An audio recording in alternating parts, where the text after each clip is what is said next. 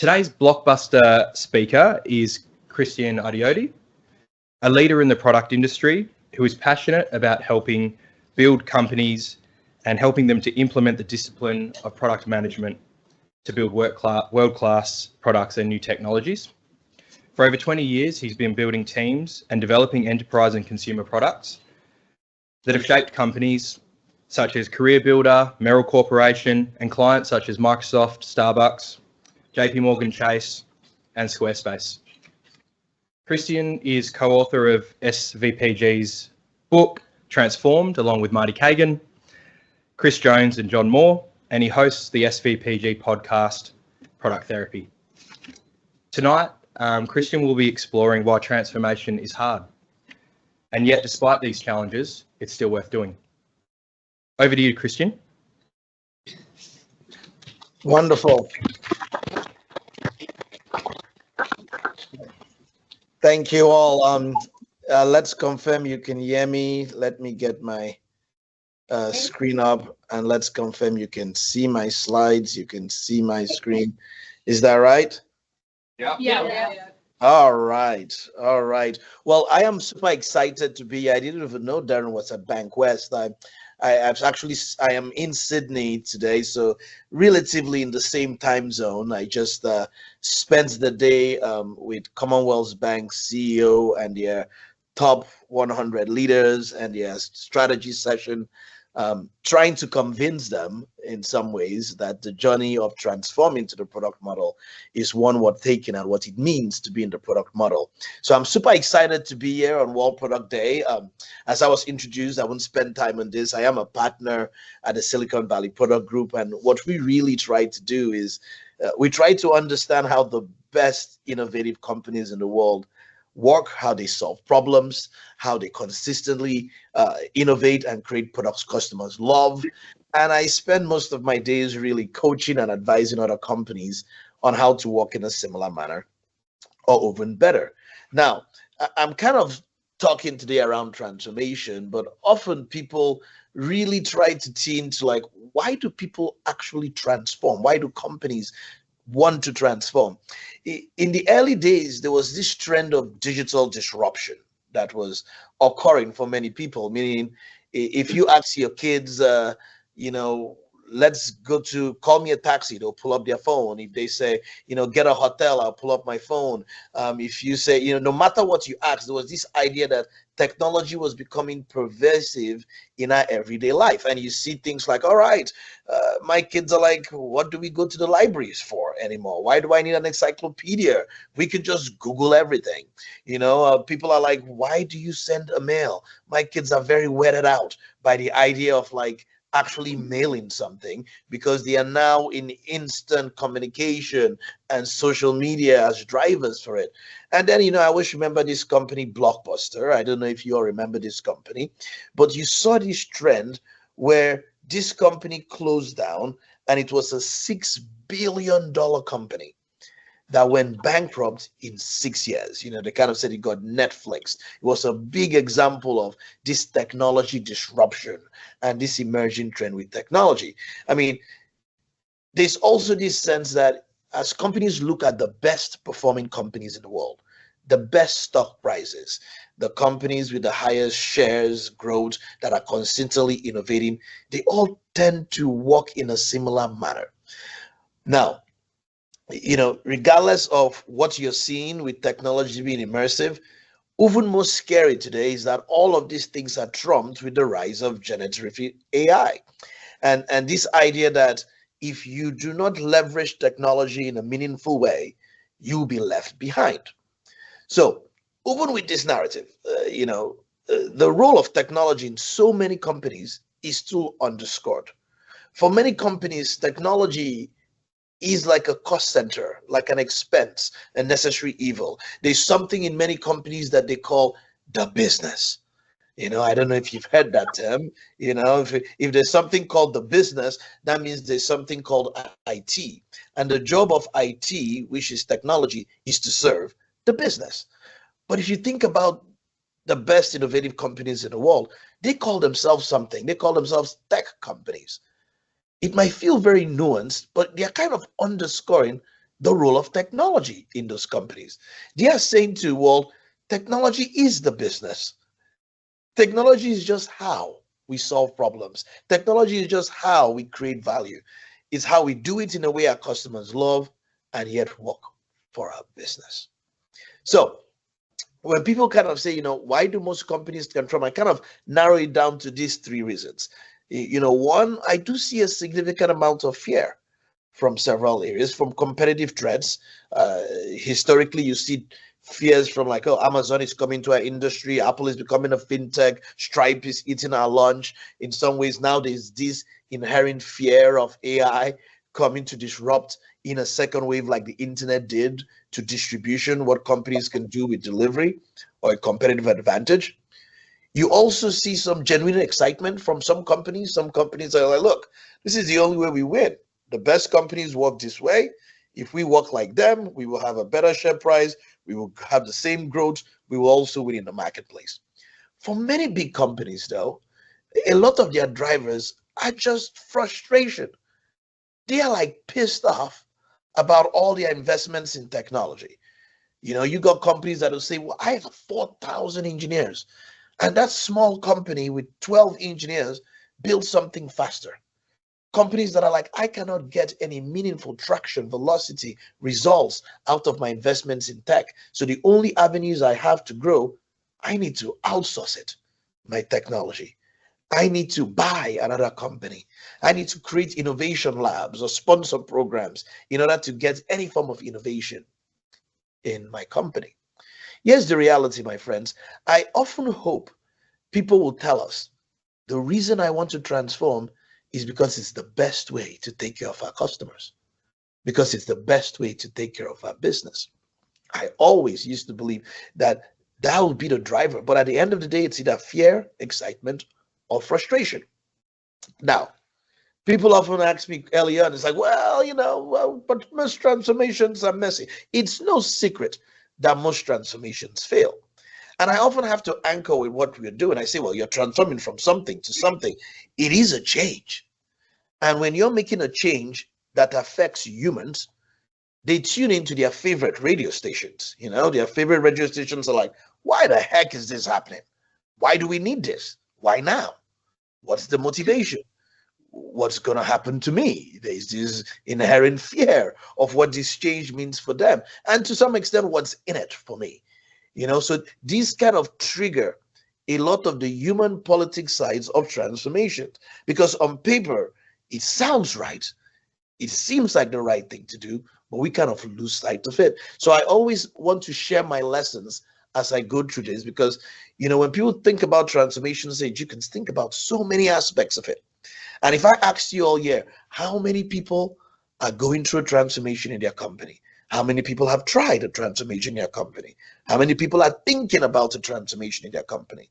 You're going to hear terms in a company like, oh, we got to move from waterfall to agile, from on-prem to cloud, from being sales-led to product-led, from funding projects to funding people. You're hearing all of these are these aspects of change that, while they sound very nice and sexy on paper, are very scary to humans.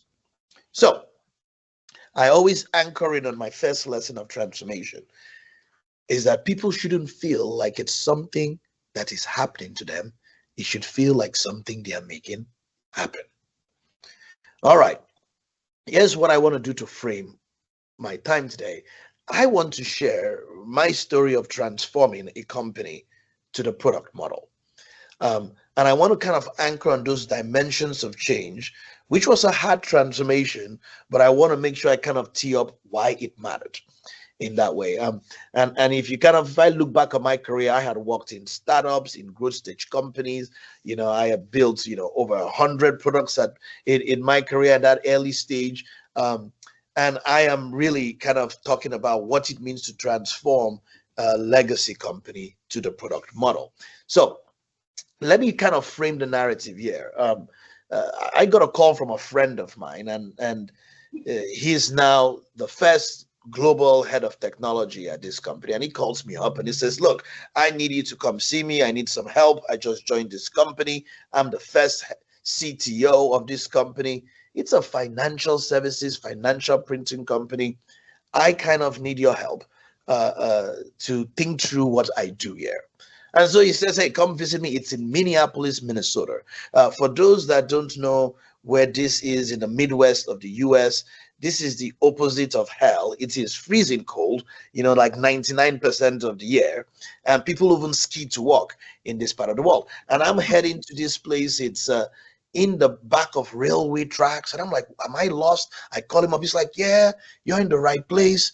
I get to this kind of warehousey office where there are no windows, tall giant cubes. The only people that had windows were probably like the CEO or CFO's office, and he walks me into this conference room and he says, yes, this company wants to transform. I said, into what? Is this a joke? It's like, we want to be a modern technology company. I said, this is absolutely crazy. Now, I want to frame what this company does so that you can kind of understand what this transformation journey is. This was like an over 50-year-old company, and they were in the financial printing business. Now, what they do is they help companies IPO, go public. They help companies buy other companies. So the history of the company started when you want to file a document with the government, your quarterly earnings report, before the internet. You had to send it to like Washington, D.C. or to the Capitol for the government to file your report or your earnings. The company started with people that will take your document in a briefcase in handcuffs, hold it very tight so that nobody sees your reports in the wall, takes it and deliver it. That was the initial beginning of the companies. They were printing sensitive documents. When they go into M&A, they will have nice conference rooms where people will feed you steak and nice wine, and you talk about the company you want to buy. They will type up the paperwork and they will hand it to you to review. This was the very core of this business. I mean, and so he says to me, it's like, yeah, we want to transform. And I said, okay, is this like moving from waterfall to agile? He's like, oh, yeah. We need to do that. I said, okay, you have any technology stuff? Well, we've got some things on-prem, but we need to move to the cloud. I'm like, okay, do you have anybody in product? It's like, yeah, we don't really know what that is, but we want to do that too. And I'm thinking to myself, this is ridiculous. I called up my friend, Matty Kagan, back then, and I said, Matty, I'm talking to this company, look, I've done growth stage companies, I've done startups. They say they want to transform to a product company. And in the wisdom of Matty, he tells me these 3 words, don't do it. Like you are trying to, this is pushing up a brick wall. This legacy, sales-driven behaviors, old cultures for years. And I said, Matty, we keep talking about the principles in the best companies in the world. Can they actually work in a large old school enterprise? This company had, thousands of employees, was in 23 countries. They had all these offices, very sales-led kind of organization. Now, let me frame kind of the players in there. The company had gotten a new CEO, which was the catalyst for the transformation. He came in from IBM, he used to run international business there. And he's looking at the company and he's like, the only way this company survives and wins is if it becomes like a technology company. But the company was sales-led, so he brought in his own head of sales. It's like, you got to wrangle the sales organization. They are driving the organization. And then he brought in this CTO who brought me in. But you've got all the legacy types of players, a very legacy board, sales-driven organization, operations-driven organization here at play. Now, don't get it wrong. The company had motivation to change, real motivation. And I always want people to understand that. The company was not growing. All of their growth came from acquisition. Even back then, if you've ever watched a TV show or a movie and you see people, the little closed caption on your TV, the company owned that company. The company owned a marketing company that did swag. The company owned a legal company, the ones that type up documents in the court when you're doing a lawsuit. That was how they grew. They were just acquiring companies, no real organic growth. There was also the rise of technology disrupting their business. Many people that would travel to Japan to buy a company were wondering, well, why can't I not just put my documents in a special Dropbox or Google Drive, those things that are emerging, and then you can just review the documents. Why do I have to go to your conference rooms for it? In their IPO business, a new entrant called Workiva, which was bringing all the financial reporting online, was also disrupting their business. So there was some real instinctive reason that this company will not survive if they do not change. Now, let's talk about what it means to transform. The very first dimension of change for many companies feels very obvious to them. It's like really around how they deliver things. They have to change the role of technology from a cost center to maybe a profit center. They have to move to true agility, not just by agile process and ceremonies, but that as an organization, if we find a solution to a problem, we can get it to people quickly. You have to start to think about outcomes differently. If we care about solving a problem, we need to measure that we've solved the problem. So instrumentation, monitoring, architecture, tech debt, you have to start to make investments in technology that allows you to capitalize on the environment you may be trying to create. Now, for this company, it meant a lot of things. For data side, the entire engineering team was completely outsourced. They were releasing once, maybe twice a year, because you can imagine their customers were big banks, big enterprise companies, big companies buying other companies, big banks doing deals on their platform. So they had this theory of, we don't want to change things very quickly, but we had to make a shift to daily releases.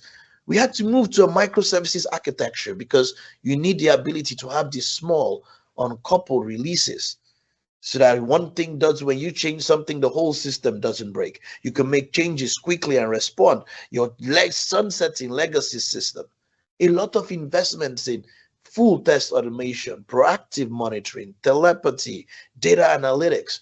These were the types of investments the company had to make. And when I joined the company and the CEO said to me, so are you really going to do this? You're going to be our first head of product, and it's like, you're going to transform us, huh? And I said, yeah, I don't think you're serious. It's like, well, what do you mean? I said, it's going to cost you like $100 million. And he said, okay. And I said, really? You're willing to invest that much in it? He's like, I don't know what I'm buying, but I know it's going to cost something. So I hope you can decide what to do with it that yields results. Now, the very first time this kind of struck us, the company, we made this investment moving to a new platform. And this company does significant sensitive M&A deals on the platform. And we got a call from one of our biggest banks that works on the platform. And he calls the customer support center and says, look, I have found an issue on your platform. There's a security breach where there's a document that people should not be able to print. But with a keyboard shortcut, people can override this. This is a significant security breach. I need you to schedule a call with my CEO and your CEO. It is now 9 o'clock. I want to call at 11 because we need to cancel our contract and pull all our deals away from our platform. They do over $1 billion of deals on this platform every quarter.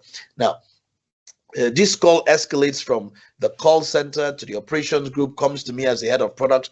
I quickly call my head of engineering and I said, is this a real thing? What's going on? We go into probing. We're like, oh, wow. This is a real problem. I'm like, this is going to be a very tough day. So I call up my CEO. I said, we're going to have a very tough day today. We found a little bug in our platform. They would like a call with you because they need to cancel their contract. It is now like 9:30. So the CEO's like, okay, we'll get on this call. Right around 10 o'clock, the engineering team had found a way to fix this and they had deployed it. We get a call about 30 minutes before our scheduled call with this client. And he calls us up. He says, so, that issue I called about with the bug or the defect, there must have been some problem on my end, when I was looking at it. Everything is great. We love you all. There's no reason to schedule the call with your CEO. It works just fine. It's all right. So I call up my CEO and I said, hey, we're meant to have a call at 11 with this customer. The call is canceled. He said, what happened? I said, we fixed it. And the CEO said, what do you mean you fixed it? I said, we fixed it. He said, and the customer saw the fix? He said, first of all, the time it took to diagnose the problem, very impressive. The time it took to resolve the problem, very impressive too. But you are suggesting to me that you deployed a solution in so close to real time that the client experienced the solution. And the CEO says to me, he's been an IBM executive for 30 years. He said, it's the first time in my life and my career that I truly understood what true agility meant. Because I could understand that there was a threat to our business and we responded very quickly. So for the very first time, I could understand that if there's an opportunity for our business, we can also respond very quickly. My friends, Bezos will often argue that agility is really your only true competitive advantage. Especially in today's world of Gen AI, if you cannot respond quickly to changes in your marketplace, your industry, or your business quickly, you have no competitive edge. Okay, the next big piece in transformation is changing how you solve problems. Changing how you do the things. Because if you think about building a product, we always talk about those 4 big buckets. One way or the other, you're going to decide what to do, then you're going to do it, then you're going to deliver it, and then you're going to get it into the hands of your customer. This is a big piece of how the company does things. Do you solve problems by giving people a list of roadmap items and futures? Do you solve problems by giving them the problem? How do you measure success within the organization? For this company, this made a significant amount of changes I had to make. Obviously, I'm the first head of product. We had a first head of technology. The company had, remember, all of their engineers are outsourced. They had over 120 business analysts that were sending up work and requirements to engineers in India. I had one-on-ones with all 120 business analysts. And I said to them, we are choosing as an organization to play a different sport. In the past, we used to deliver projects. What I'm choosing to do now is to solve problems.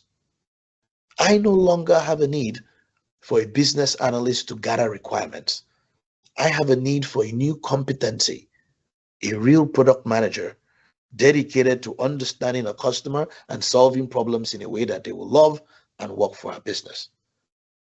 If you want to learn how to do this, I will commit to coaching you and training you over the next 3 months. If not, I have arranged a nice severance package for you. 84 people took the severance package and left. Of the ones that left, only 12 of them made it through the training program. I had to rebuild my entire product organization from scratch. There was no design in the company. I had to hire a head of design, start to build a design team. Had to move the competencies that were outsourced so that I didn't have a team of mercenaries. I wanted a team of missionaries. I had to build the product management competency from scratch. I have a real picture here of my topology. That was my org structure. Every little box there was a team. I had to build a platform. I look at, you can see the exact team. That was my exact budget. That's the note I wrote on my budget, requesting from our CFO to build teams instead of funding projects, to conduct discovery, to help innovation. I had to make the pitch to them. I said, look, let me explain why this is different. I said, let me tell you a problem we're going to have every single year forever. And all the leaders are like, what's that? We are going to want to grow revenue. They're like, what? I'm like, yeah. So think about it. Who wakes up every day to grow revenue? Some people are like, maybe sales. I'm like, how does sales grow revenue? They're like, they don't do it. They really don't. What about marketing? Who grows revenue? I said, imagine if we had a team of people that woke up every day to look for new ways to grow revenue. The unit of work, we call that a product team. And the CFO was like, let's try this thing. And when the CFO pushed back to me, he said, but Christian, I understand a project. I said to him, what's the best thing that happens when you do a project? He says, well, I get my project. I said, what typically happens though? He's like, well, sometimes it's laced, sometimes it's over budget, you know, they change things all the time. And I say, well, let's try something else. If you fund people to solve problems, I will promise you, you will get very many projects. And this is the big shift in what you're trying to do. Now, the whole essence of building a team to solve problems is that they are represented with a deep understanding of the customer. Remember, this company is sales-led in all that they do. The salespeople were the ones closest to the customer. They understood the business more than anybody. So they kept telling teams what to do. In my very first year in the company, I decided to have over 850 direct customer engagements. Now, why was this important? Because the power dynamic in the whole company was with sales. And I am trying to shift that dynamic to say, trust a group of people that you don't know, who know anything about your customer, to make a decision for what's best for them. So what I had to do was I said, sales, set me up. I had over 25 IPOs. I was witnessing over 84 M&A deals. You're seeing me walking in the rooms and those people doing story maps with teams, trying to map out how customers buy another company, how customers IPO, how they find a financial report. I had the head of sales teach me publicly in front of everybody. I had classes called, Capital Markets 101, where everybody saw me learning. It felt very humble, like, oh, we have a head of product that knows nothing. But after a while, they started to recognize this man has met more customers than anybody else. What do you know? The whole essence of that is that you're building a muscle inside the organization called discovery. The ability for you to translate a deep understanding of your customer, your business, your industry, to discover a solution worth building. Now, right around the time the company had built this new platform, one of the things that the company does is they help redact sensitive documents. Well, one of the problems people have is in the redaction of sensitive documents. So if you're buying a company, you might not want somebody to know the CEO's compensation. They may want to hide social security numbers or personal identifiable information from the document. What traditional lawyers would do is they might mark it with a marker and print it, but there were many tools out there with Adobe and all of these tools that were doing redaction. Right around this time, the company was like, oh, we need to incorporate redaction into our platform. Around this time, a popular lawsuit in the US came up where Donald Trump had a lawsuit, and the court had released the redacted documents in this lawsuit. But thanks to all the enthusiastic people on the internet, they realized very quickly that if they went into the document and they just highlighted all the words that were covered in black, they could actually see what was under the redacted places. And very soon, this scandal broke everywhere that, the documents were readable. Every major company, their legal departments were freaking out. They're like, all these documents we thought we've been redacting for years, the information is still there. So this brought up a big issue for us. We were like, whoa, we cannot use any third-party tool. They don't work. An engineer working on this team was driving to work, and using his map things. He's like, the real problem here is that they are not destroying the metadata underneath that place. So people can still find what was covered when you read the document. And he said, maybe just like my map, I could map the longitude and latitude of every document and maybe destroy what was there and replace it. He came to work, he built a prototype, he demoed it to the leadership, and we're like, this is very interesting. So he's like, we don't know, we should test it out. We built a website called autoreduction.ai, automatically redact documents with technology. We put it as a test just to get data on the internet with some SEO. The very first call we got was from the US Department of Justice. And they said, yes, is this a real tool? Can we buy it? The second call came from the CIA. And we were like, we have something here. There was big search in the marketplace for tools that could help do this. And so we built the very first automatic redaction tool leveraging machine learning and AI. You can search for things in a document, remove them in there, became a significant competitive advantage. My friends, that idea came from an engineer. It came from an empowered engineer that understood the problem, was close enough to technology, That's the muscle you build with discovery. Now, remember, there's something about earning the right. Many people talk about, well, they are still telling us what to do. And I said, product teams, in my lesson, you have to learn how to nail a solution in order for people to trust you to even come up with a problem to solve. The biggest way to win hearts and minds on this journey is by discovering solutions worth building that create good outcomes. Now, part of what this is calling out is that you're moving the organization from using your engineers like factory workers, using them for their hands, to using them like knowledge workers, using them for their minds. And as Steve Jobs will always say, it doesn't make any sense for you to hire smart people to tell them what to do. You hire smart people to tell us what's possible.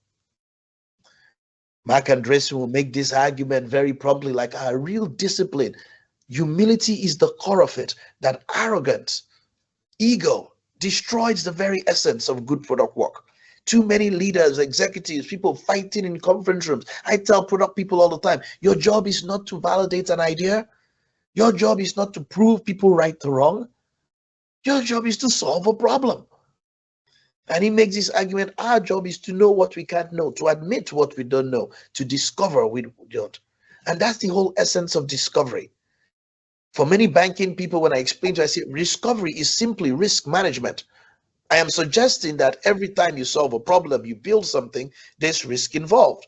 There's a risk people will not buy it. There's a risk people will not choose it. There's a risk they cannot use it. There's a risk we cannot build it. We don't have the money. We don't have the cost. It's not legal. It's not ethical.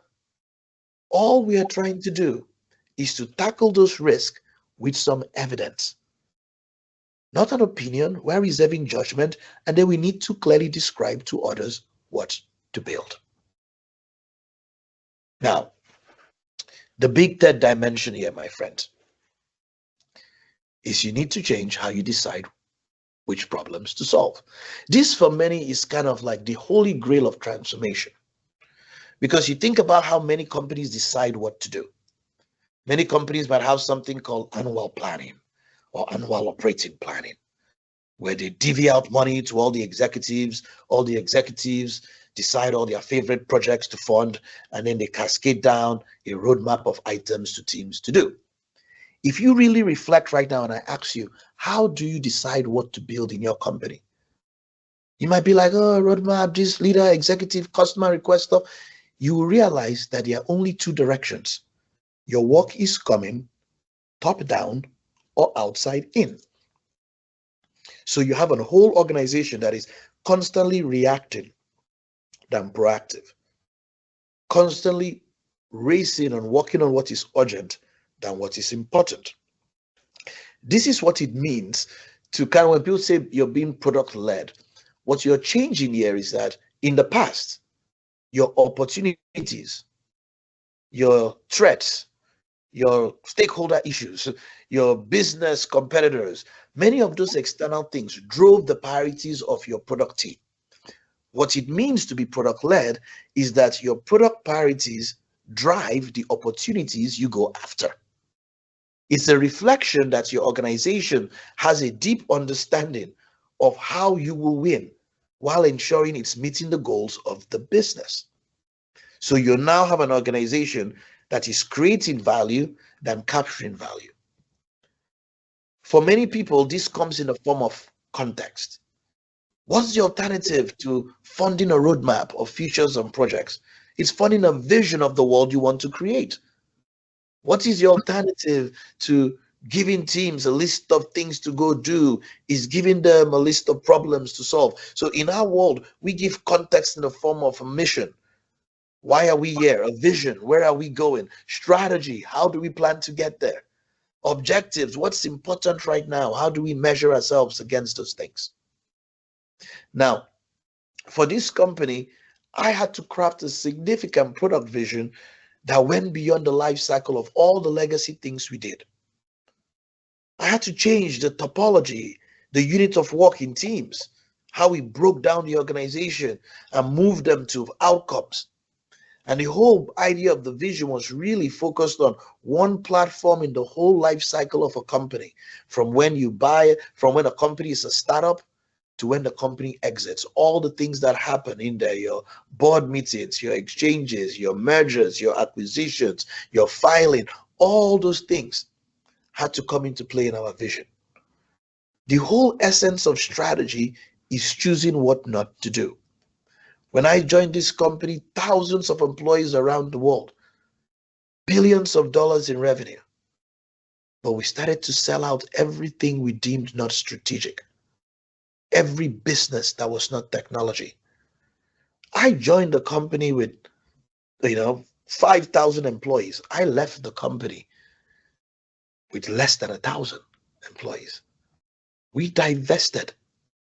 The value of the company, though, very different. Focus means you're saying no to things you think that with your very mind or idea are fantastic ideas. You're saying no to things that are funded. You're saying no to things that sound good on paper because you're focused on something else. A big piece of this narrative is changing the culture, the environment in which work happens. Remember, I described the environment that was top down, where product teams or technology teams were subservient to the business. We had to shift that to be collaborative than subservient. Many people ask me, how did you convince sales to give up their power? How did you convince sales to work with product, to stop being working in command and control or handoffs to you? Well, the very first thing I did is I made every product goal a sales goal. So when I built a team, the very first goals we had as a product team, say, oh, what are we going to work on? I said, well, you're going to work on helping sales increase their win ratio. Oh, you're going to work on helping that sales rep hit his quota. They're like, really? But how does that help the customer? I said, well, how does it not help the customer? That is your job. Now, what did these four sales product people to do? Product people went to salespeople, and salespeople be like, why are you here? Well, my job is to help you be successful. Really? Yes. Look, that's how I'm bonused. Over time, salespeople like, okay, so you work for me. The salespeople were very excited. The product team's job is to help us win. They started to take the product people to customer meetings, started to tell the product people, come to my meeting. You work for me. Let me tell you all of my problems. Over the course of 3 months, the product and sales organization started to plan together. Remember, they already had the power. My goal was not to take the power from them, but my goal was to shift the organization from a subservient relationship to a collaborative one. Right around 4 or 5 months in, I started to change all the sales-related goals to real product goals, to real customer goals. And you know what the salespeople thought? Well, if product goals, sales goals were always product goals, that means product goals are also sales goals. And they continued to help. The shift was very deliberate. I had to build relationships, foster trust. We understood salespeople. They took the time to understand product. That's how you change culture. It happens gradually and then suddenly. At the end of the day, real transformation is about changing culture and mindset. That's the real hard part of it. Leslie Kilder, part of the leading elite team at Netflix, will argue you want to lead your teams with context, not with control. And you're giving that as an empowering force in the culture that you want to create. At the end of the day, what that does is transformation is about the environment where the greatness in teams will thrive. People ask me all the time, it's like, you work at these amazing companies at Apple, Google, Netflix, they must have some super bright, talented people. And I say, my goodness, I have not met anybody there that has wowed me. And I've said, this is the secret to their success. I've not also met anybody at any of your companies that is not as smart as the people at those companies. But what I have found to be different is the environment in which they work. And what you're doing and getting with leaderships, the job is to create an environment where innovation will thrive, where empowerment of teams will thrive. My goodness, my friends. People say, why is it worth doing a transformation? This company that I told you stopped growing, this company that was having, the 1-2% growth year over year or negative growth, the company grew 30 to 40% year over year. every single year till today, over 12 years after. The new platform, we had 94% of Fortune 500 companies use this platform for deals today, leading customer satisfaction, leading, you see the internal value of the culture, great place to work. Because this is in the Midwest. People will move to go work in this company because the culture is one of consistent innovation. When I joined the company, the value of the company was 1.1x. When I left the company, we just sold the company for 13x revenue. Just recently again, they sold the company. I was not there to enjoy this, my friends, for 38 times that valuation. You know, they rub it in my face to kind of tell me that this is happening. But when people say, why do you transform? On one end, I tell people, I hope it's because you want to do things you could not do before. On the other end, you do it because of outcomes. It is the best way to take care of your customers.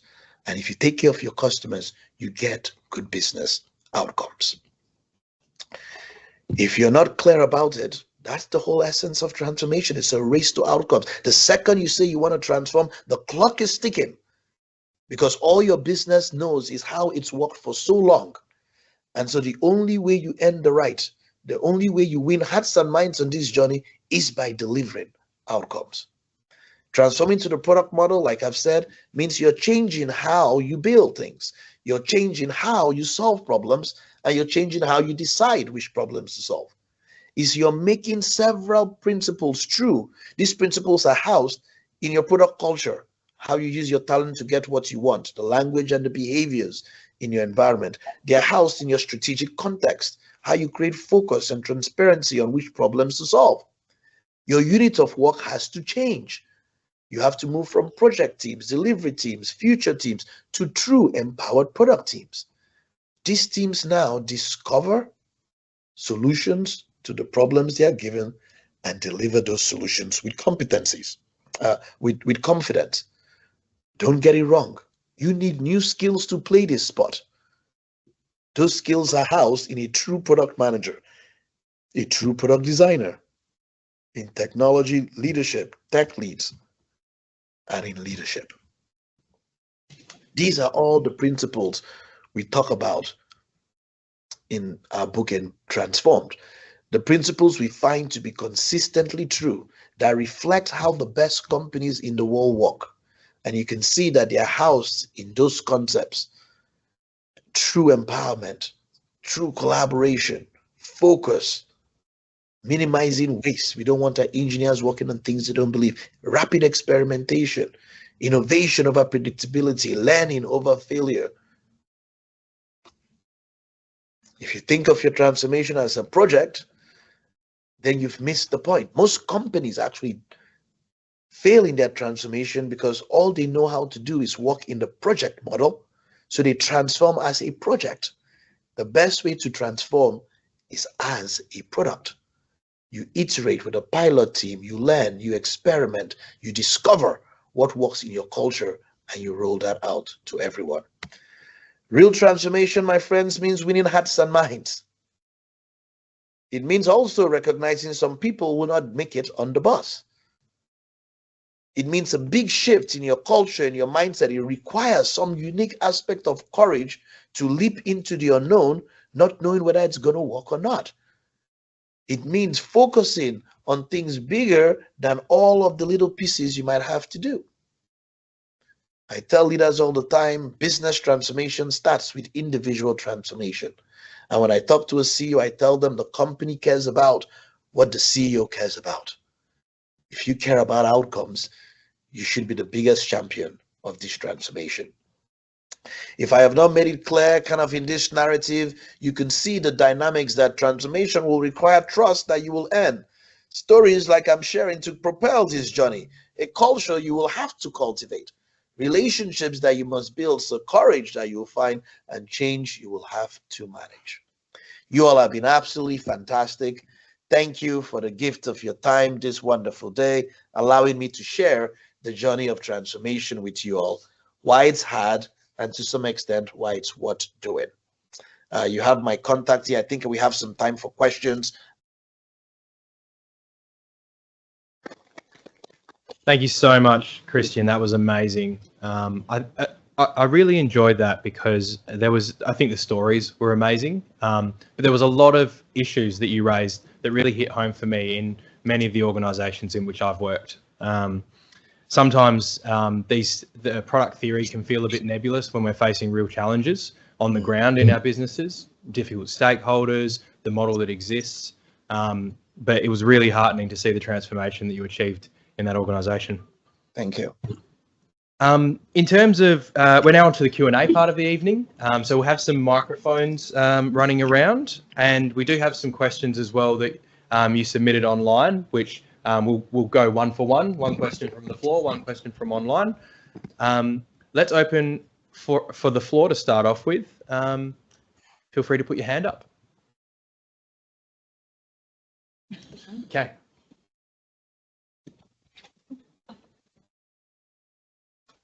Hi, Christian. Thanks again for presenting. It's very insightful. I'm sure in your experience, you might have come across detractors and people that are not willing to change or happy with how things are. I'm interested to know if you've ever bumped into any like executive leaders that might be detractors or against change, and how did you deal with that? Yeah, all the time. So remember, there are a couple of dynamics here. Most executives or leaders have built a successful career in your existing model. You know, they have become executives in the project or the legacy model. They've thrived. Some of them are very successful in that model. And the change in some ways could be a threat to their stability, as well as exposing that they are not skilled in supporting a product organization. Many executives have grown in maybe command and control, and you're suggesting to them that they should try to lead their teams differently. So we get objections from leadership, objections from sales, from marketing, from finance. In our book, Transformed, we try to capture a lot of the objections we've seen and all the best ways to tackle that. So depending on the specific objection, if you look at the back of our book, you see a whole list of objections that we've seen. But remember, if a CEO and executive, I get it all the time, who say to me, I don't really know if this is going to work. I don't know if this is good for us. My response is always the same. I don't know either. Do a test. I tell them, I say, look, I don't know, all I'm asking you for is let's pick a small group and run a test and see if this way of working yields better outcomes for your business and your customers, right? And what we're looking for in that is that we want to find we want to find somebody that knows your company and your customers and your business. We're going to call that person a product manager. We're going to pair them with someone that cares about the experience, called the designer, and someone that knows what's possible in technology. And we're going to empower a team to solve a problem. And if that works well, what we're doing with that is we're earning enough trust to get to the next thing. We're winning hearts and minds with it. See, most executives and leaders are not afraid of a test, because, and don't get it wrong, that person you're thinking with a big obsession, some of them are hoping that test will fail. So, but the good thing about it is you're trying to harvest learning in your culture. When I explain it to many leaders, every culture, every company starts almost as a product company. You build a product first. You don't hire salespeople first. What tends to happen is you run out of your vision and your salespeople focus on capturing value because the product engine is not creating value. Every company has done something amazing in its history. If you go back to that time when you did something amazing, all the principles that I shared were very true. People worked together. There was clear context. Leaders folded their hands. They removed obstacles. There was less process. You start to see that this is not something that has never been done in your company. All transformation is making, when you guys had the crisis with COVID, and you're like, look at how our company responded. We were awesome. You're making that behavior who you are most of the time, not just sometimes. So you've got to recognize, like I said, it's a change. Transformation is a change. People are asking what's in it for me, what's going to happen to me, why is this happening? You've got to recognize the politics of doing that, and you've got to build and earn the trust in order to continue the journey. Good. Awesome. Thanks, Christian. You talked a bit about relationships and building trust in your presentation. So I really like this question that was submitted online. What are some of the fundamental steps you do to gain trust from an organization when transforming a business? Great question. Great question. One of my favorite things to talk about, because I think many people underestimate the impact of trust in the work you're doing. You know, I remember in this company, is this example I get. I was friends with the head of sales because you remember me going and saying he was teaching me publicly, but he called me up in the middle of the night, like 9 o'clock, and he says, "I need you to get on a plane. There's one more flight right now to New York. I need you to get on a plane right now. My entire sales organization is here. There are several leaders that are talking about this transformation. They don't believe in it. They don't buy into it. We are finishing up dinner. We're going to have drinks. Get on the plane right now and get here." And I'm like, this is 9 o'clock in the evening. I'm getting dressed. I'm getting on a plane. I'm sitting on the plane. I'm, writing my notes, like, how am I going to present to the salespeople, explain to them what the transformation is? I need their buy-in. I need them to trust me. I get there, one or two of the senior leaders say, "Oh, this is the guy. Okay, let's go into a room." They take me to a small back room in the restaurant. I'm expecting them to drill me. And they're like, "So, where are you from? What do you do? Okay, yeah, what about your family?" They're talking. I'm like, okay, maybe they're just doing a little banter to get going. I am waiting for the hot questions. This is like 30, 45 minutes in. They are just talking about life. We're talking about football and favorite teams like this, just all of that. They finish this. They're like, "All right, let's get back in. Let's get back in." They get back in, and these two sales leaders say, "Hey, everybody, yeah. Let me introduce this guy. This is Christian, man. He's cool, man. It's okay. We're going to give him a shot to drive this transformation." It had nothing to do with any of the ideas I had, nothing to do with any of the principles I was trying to teach or processes I was trying to change. They just wanted to know if this was an individual, a human, that they could trust enough with their careers and their lives that had positive intent to make a change. In some ways, they were also testing my competency. Here's my favorite technique for building trust. I tell people, you do not earn the right by you coming in as a change agent. You need to go to the people you need to earn trust with. There are only two questions I want you to ask them. One is, how can I help? The second is, I want to learn from you. Now, why is this important? Because if you go to someone and says, "Hey, teach me," I'm so busy, I don't have time, and so say to them, "I want to help. I've cleared my schedule. I don't care whether it's getting you water or coffee. I don't care what but I want to help or support." Now, the idea here is that you want to spend time with the people that you want to earn trust with. And when you ask to help them, you kind of disarm them in a manner in which they become vulnerable. Now, why this is important is, as you're spending time with them, it's impossible for them to not say things like, "Hey, how are you? What do you do for fun? Where do you live?" They are getting to know you. But what tends to happen is, because you're spending time with those people, they are automatically extending their trustworthiness to you. When everybody sees you hanging around that head of sales or that person, they'll be like, "Wow, you're friends with the head of sales? They know you, so you must be trustworthy." What also happens is that person starts to introduce you to other people.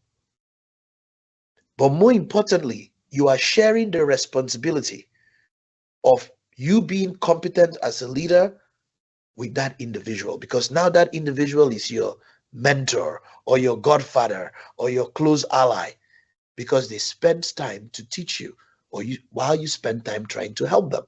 So to build trust is predicated on competence. People are testing you. Can you do the job? Do you understand our business? Do you understand our customers? Many people do not believe you do, hence the mistrust. But if you tell them to teach you and you continue to learn, they'll recognize, well, I taught you a lot of things, so you must know it. And if you don't know it, that means I'm a bad teacher, so they will never say that again. Secondly, they will start to and see you continue to learn. So you want to beat the competence barrier. They need to see that you know. And secondly, they need to trust your intent. So they need to know you, right? That's really what I do to build trust in companies. It's very deliberate. It's very structured. When I get into a company, I find all the power players, all the influence people. It only takes a short while for you to navigate that. After a while, people are going to forget how you learned. They will just all know that you know. Amazing. Let's open for one on the floor. Yeah, thanks again, Christian. My name's Darren Palmer. I work at Orica. Orica is a large industrial company making explosives for mining. We've done our test, as you mentioned before, with a digital solutions business that has been going really well. So now it's time for the real play. The question I've got for you is, it might be tactical, but it might be more. It's the profit and loss statement. So often the biggest stick or motivator used by CEOs or the executive team. And you did mention it before, often the product or software team lives as a fixed cost line item. What are some of the strategies you do to move that perception? Yeah, well, remember, I called out when I was having that conversation with my CFO about funding a project of people. Many leaders don't understand the nature of product. In many kind of things, it's like a project is like I pay for the project. When I'm done with the project, I disband, I'm not spending money on the project after the project is done. The nature of product is like anything you build, you have to maintain. You probably have to keep iterating on the things you build. There's a whole lot that goes into value creation and value maintenance. And so what I try to do from a financial standpoint is two things. One, I try to create a vision that is bigger than a project or a roadmap or a short-term need. Something that allows them to buy. Like if you told your leaders, imagine a world where, AI was creating these explosives for us. They're like, I cannot even imagine that. Well, how that will happen? But it's big. And they know it's not something they can fund in 1 year. They know it's not something that they have answers to. So they are going to recognize two things very quickly. I need to make a longer term investment, and I need to do some discovery because there are things I don't know. Secondly, you focus on persistent problems. Start there. It's easy for leaders to understand that. Like, we want to improve customer satisfaction. Like, that will never end. We want to get more customers. That will never end. We want to grow revenue. That will never end. And tell them, like, the difference is we think in our head we want to grow revenue. We do a project for revenue growth. The project finishes, and then we realize we want to grow revenue again, and then we do endless projects. But if you fund people, then those people will constantly try to look for ways to solve that problem. Many traditional organizations like yours understand something called R&D, research and development. There's something we call innovation accounting, which is the big model many of these companies shift to. So start them by anchoring discovery as R&D.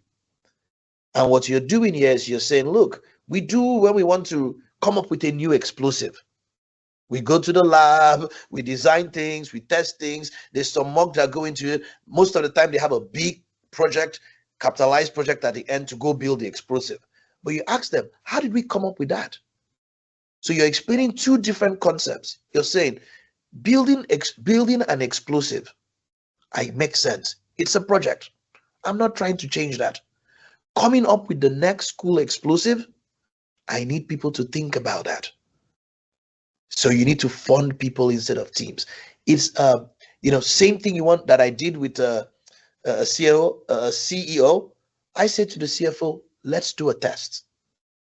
It takes them a while to kind of adjust the books with the fixed expenses and expenses and the capitalization, because they're like, well, whose time goes in what bucket? I need my timesheets. I need all of these things. But it takes this, once they start to see that they are getting constant innovation, then they create a fixed allocation. They're like, okay, I have engineers, I'm just going to add flat. 80% of their time is discovery, 20% is delivery, or 50-50. They'll come up with an allocation that will make it easy for them to manage going forward. Do a test.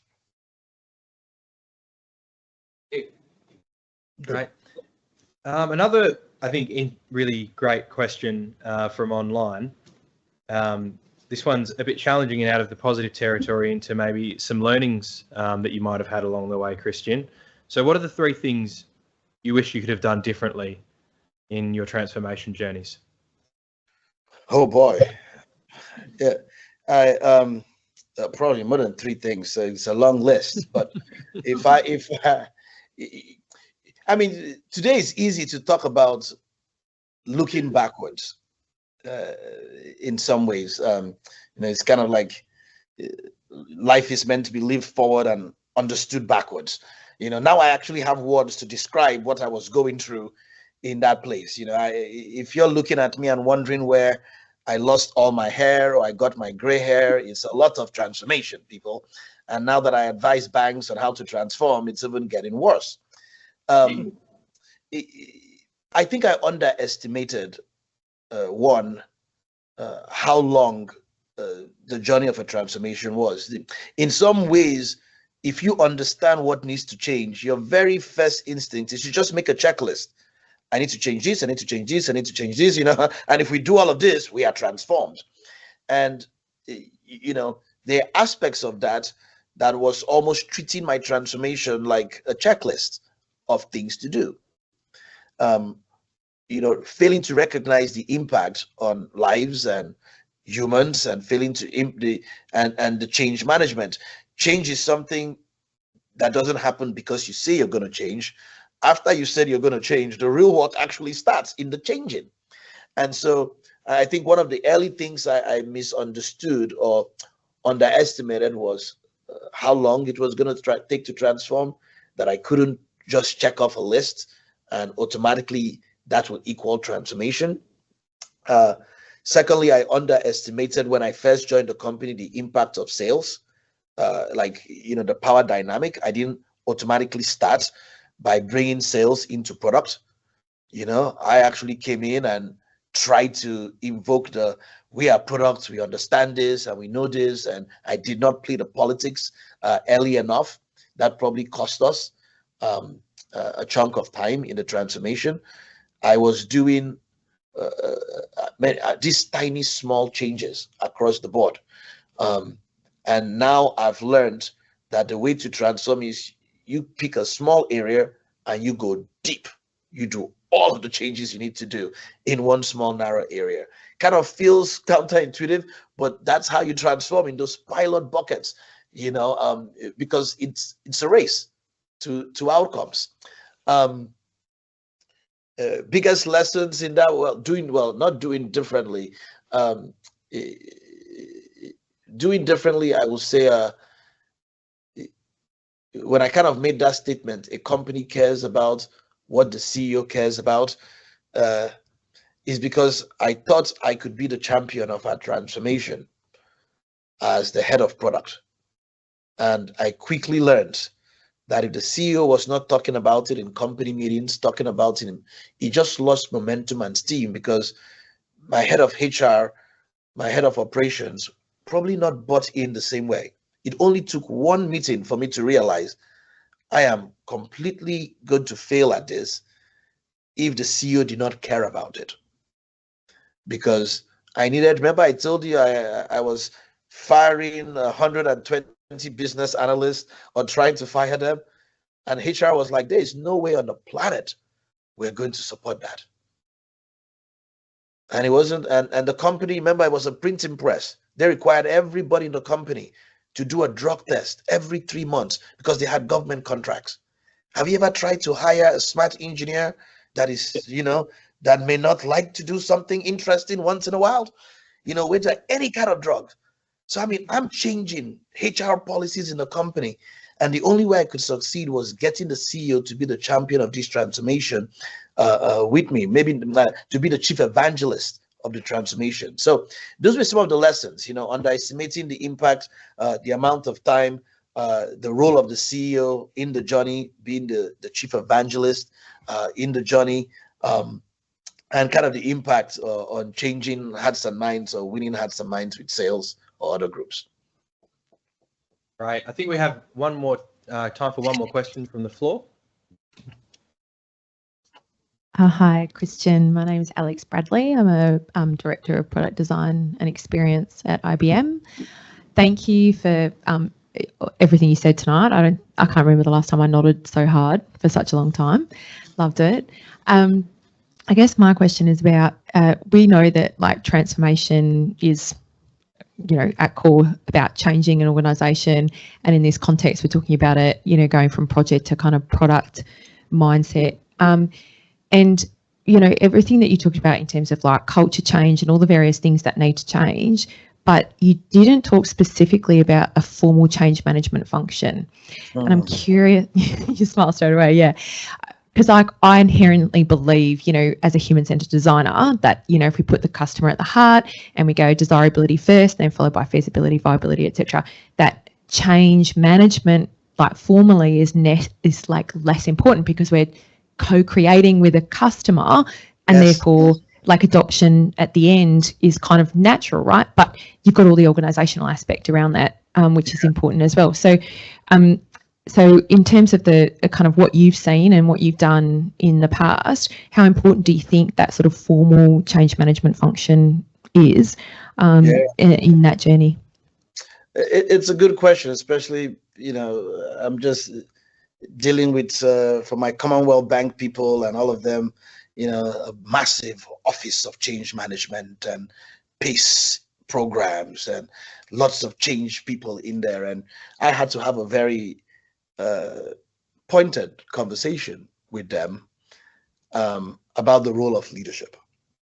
And my concern often with change management, formalizing change management, is that many leaders are delegating their responsibilities of being leaders. Because most of the change, remember I kind of started off by saying transformation should not be something that is happening to people. It should be something that people feel like they are making happen. Most leaders will say, we are changing from this to this. And they think that by just saying it, the change has happened. But behaviors have to, some behaviors have to be stopped, and some new behaviors have to be put in. Some processes have to stop. Are you seeing? This is where the real change happens. And so what they do is they say, let us have a change management team and change people to institute the process. So what is not happening is leaders are not coaching the change.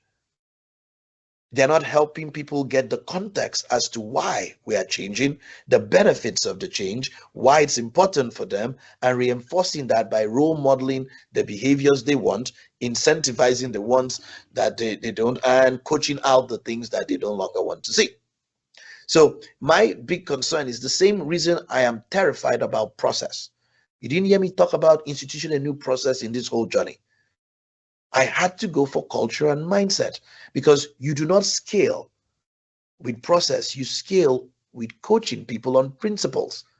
And many companies do it all the time. They'll be like, oh my goodness, Darren, I loved how you solved that problem. I want you to write down your process, and we're going to make everybody in the company follow the process. What the best companies do is they say, I love how you solved that problem. The best thing we can do is to create many people like you in the company. So, the reason I am very sensitive to formal change management organizations and change people and agile process people is because we lose sight of the outcomes we want, which is not a new process that we are reinforcing and incentivizing, but truly winning the hearts of minds of people that believe this is good for them, good for the business, good for our customers. That requires leadership and coaching.